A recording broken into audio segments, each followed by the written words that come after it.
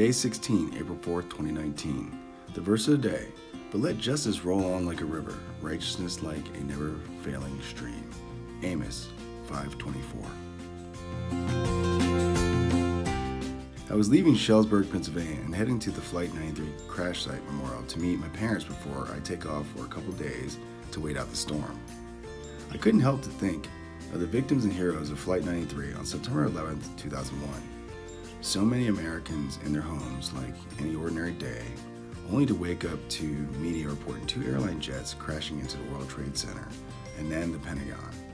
We later heard of the Flight 93 attempt on the White House, but the valiant efforts of some members of the flight whom didn't just sit back and watch history, but made their mark in history.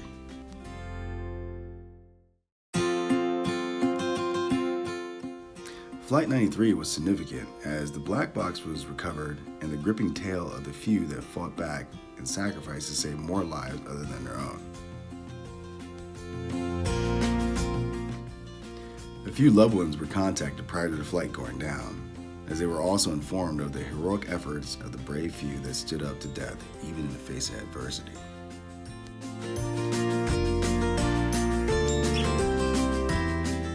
I remember the morning of September 11, 2001. I was living in Rancho Bernardo, California.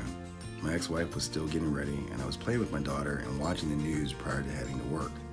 I recall watching the live coverage of the World Trade Center and seeing the planes crash into the buildings as people were panicking for their lives. Our once questioned Mayor Giuliani of New York City became an instant hero with his first responder sacrifice in saving those victims of the terror from 9/11. The simple act of terror at this scale woke America up. It seems that people have a tendency to pay attention to issues only when it is instigated by someone that they feel is not one of them. Americans kill more Americans every day.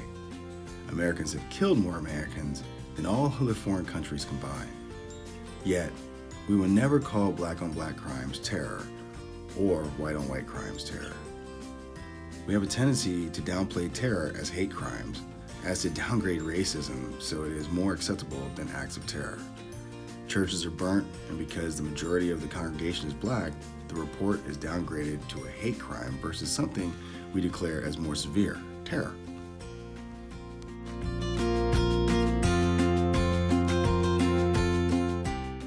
The racism bred in our hearts is either going to be pushed out or it is going to die within.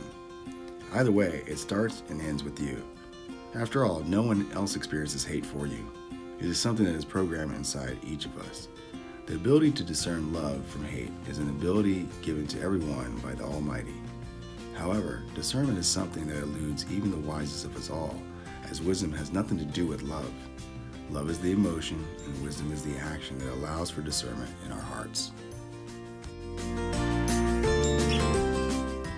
We oftentimes forget the past and the sacrifice that was given for the debt of yesterday. We go about our present living and working for tomorrow.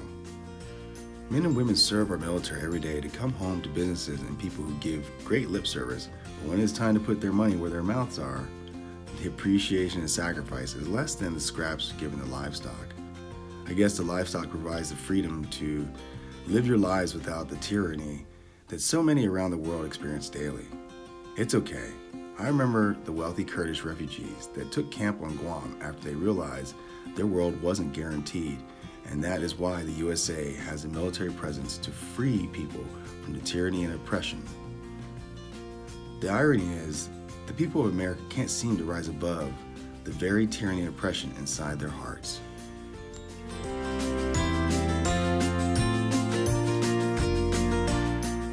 Least we not forget our sacrifices of yesterday, because history will repeat itself.